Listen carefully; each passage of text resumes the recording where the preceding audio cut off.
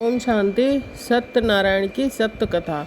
भक्ति में सत्यनारायण की कथा बहुत प्रचलित है। लोग अक्सर हर पूर्णमासी को या कोई शुभ कार्य उनके घर हो, ऐसे मौक़ों पर सत्यनारायण की कथा घर में करवाना अच्छा मानते हैं। अगर गौर से पंडित जी को कथा कहते हुए सुने तो पता चलेगा कि पंडित जी के पूरे प्रवचन में कथा तो कहीं है ही नहीं।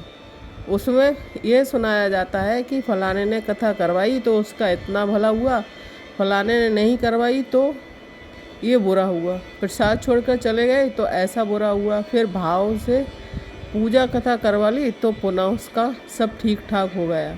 वह कथा क्या है जिसे करवाने से अच्छा हुआ या नहीं करवाने से बुरा हुआ, ये तो कुछ पता नहीं चलता। अभी संगम युग में भगवान आकर हम बच्चों को नर से नारायण बनने की सत्य कथा सुनाते हैं। परमात्मा बताते हैं, सतयुग में तुम सूर्यवंशी सर्वगुण संपन्न 16 कला संपूर्ण देवी देवता थे। पुनर्जन्म लेते लेते नीचे उतरते गए। त्रेता युग में पहुँचते पहुँचते तुम्हारी 2 कलाएँ कम हो गई। तुम 14 कला वाले चंद्रवंशी बन गए। सतयुग त्रेता में तुम स्वर्गवासी कहलाते थे। तुम्हारा मन, बुद्धि व सर्व कर्मेंद्रियाँ तुम्हारे कंट्रोल में थी।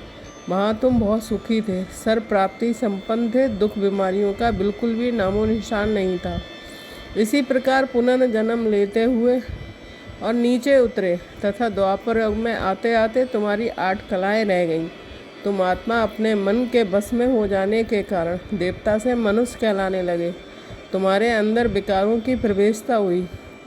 विकारों के फलस्वरूप बीमारियाँ और दुख होने लगे। यहीं से फिर से पूजा पाठ, यज्ञ शास्त्र अध्ययन आदि की शुरुआत हुई।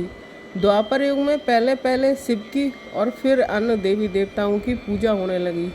मनुष्य जो कभी पूज्य देवी देवता थे, आज अपने ही सतयुगी चित्रों का पूजन करके पूज्य से पुजारी हो गए। द्वापर युग में तुम्हारे 21 जन्म हुए, फिर आया कलयुग, उसके बाद घोर कलयुग। कलाएं बिल्कुल ही खत्म हो गई, मनुष्य कलाहीन हो गया। यहाँ तो मनुष्य बिल्कुल ही तमो प्रधान पतित बन गया है। दुख बीमारियों की अति हो गई। भक्ति पूजा भी अति को पहुंच गई। देवी देवताओं की पूजा के बाद अब तो मनुष्य जिस तिस की पूजा करने लगा। साधु संतों की, मनुष्यों की पूजा होने लगी। प्रकृति के तत्वों की पूजा होने लगी। तिवाटे चौवाटे तक में भी धूप बत्ती जलाकर रखने लग गए। जैसे जैसे मनुष्य तमो प्रधान हुआ, भक्ति भी तमो प्रधानता को पहुँचने लगी। कलयुग में मनुष्य ने 42 जन्म लिए। भक्तों की पुकार पर भगवान को आना हुआ। इस संगम युग में, ये एक छोटा सा संगम युग जहाँ भगवान शिव ने अवतरण लिया। इस भारत भूमि में भगवान ने जब स्वयं आकर अपना परिचय दिया, तब मनुष्य भगवान को यथार्थ जान पाए। भगवान को जाने तो स्वयं को भी जाने। भगवान ने आकर इस सृष्टि के आदि मध्य अंत का ज्ञान दिया।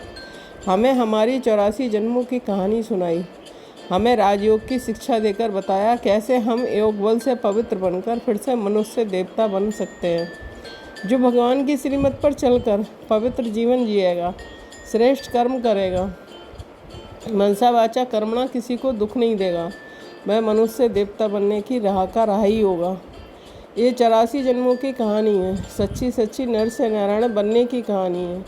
इस कहानी को सुनकर जो स्वीकार करने वाले देवकुल की आत्माएं हैं, सृष्टि चक्र रिपीट होने पर वही आत्माएं फिर से सतयुग में देव पद को प्राप्त करेंगे। नर से नारायण बनने की इस सच्ची सच्ची कहानी को विस्तार से समझने के लिए आप सभी अपने नज़दीकी प्रजापिता ब्रह्मा कुमारी ईश्वरीय विश्वविद्यालय में संपर्क कर सकते हैं। ओम शांति।